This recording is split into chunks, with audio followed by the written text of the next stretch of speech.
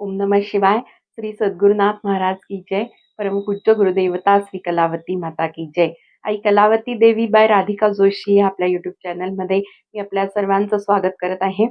आजचा आपला विषय असणार आहे की दुःखातिशयाने संकटात उपासना भजनाला जाणं सोडणं हे शहाणपणाचं लक्षण आहे का?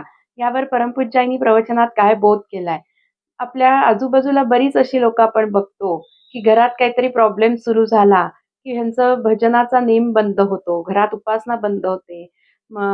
मन शांत नसल्यामुळे उपासनेत लक्ष लागत नाही आणि म्हणून उपासना बंद केली जाते. ह्याच्यावर परमपूज्यानी अतिशय सुंदर आपल्याला समजावून दिलंय. त्याच्या पाठीमागचं लॉजिक समजावून सांगितलंय की आपण असं करणं म्हणजे मूर्खपणाचं ठरेल आणि अजून आपण खड्ड्यात जाण्याची लक्षणं आहोत. परमपूज्य आईंना एका भगिनींचं नियमित जाणाऱ्या भजनाला एका भगिनींचं पत्र आलं आणि त्यात त्यांनी लिहिलं, की माझा मुलगा गेले महिनाभर आजारी असल्यामुळे महिनाभर माझ्याकडनं उपासना घडत नाही. मी भजनाला जाणं बंद केलंय. आजाराचं सगळं डोक्यात विचार असल्यामुळे माझ्याकडनं घरीही काही म्हणलं जात नाहीये.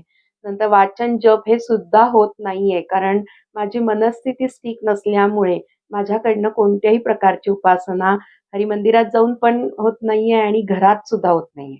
ह्याच्यावर परमपूज्य आईंनी आपल्याला सांगितलं, संत म्हणतात, नाम जपन क्यों छोड दिया, असं संत आपल्याला विचारतात. मग घरात आजारपण असल्यामुळे तुम्ही भजनाला जाणं किंवा उपासना सोडली, पण परमपूज्य आई सांगतायत, की घरात कोणी माणूस गेलं तरी सुद्धा उपासना सोडायची नाहीये. मग आजारी असताना सोडलं ह्याला काय अर्थ आहे, असं परमपूज्य आई विचारतात. त्यावर आई आपल्याला पटवून देतायत, की घरात अगदी कोणी गेलं म्हणजे ही एक्स्ट्रीम दुःखाची केस असली तरी सुद्धा आपण जेवत नाही, असं जेवण सोडलं कायमचं असं होत नाही. 2 नंबरला जावंच लागतं. झोप सुद्धा घ्यावीच लागते. आज नाही उद्या 2 दिवसांनी नाही 3 दिवसांनी का होईना झोप येतेच आपल्याला.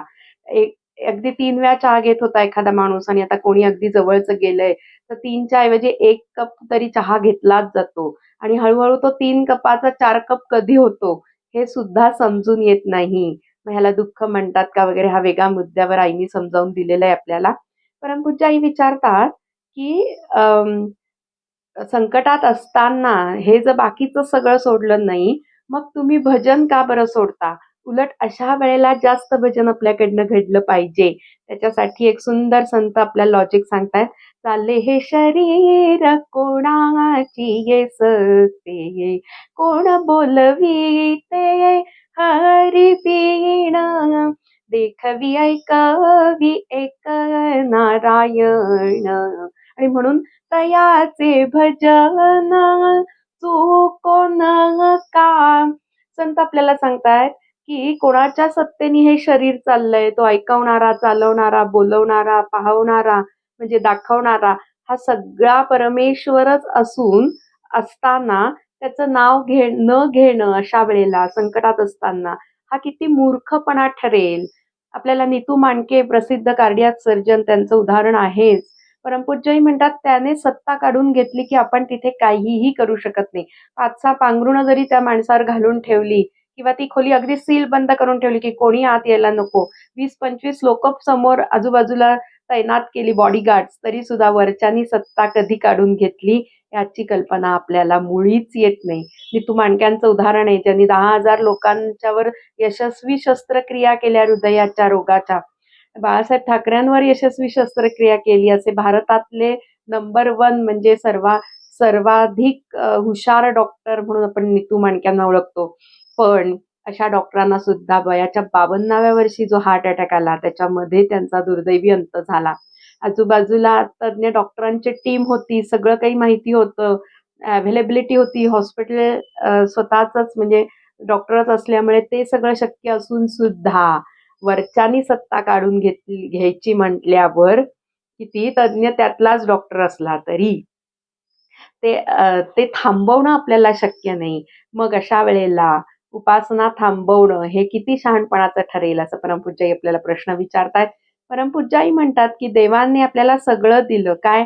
धन, मान, आयुष्य, बुद्धिमत्ता. परंतु जन्म मरणाचा जो आहे तो पत्ता लागू दिला नाही. तो आपल्या हातात ठेवलेला आहे. तो त्याच्या कंट्रोलमध्ये आहे.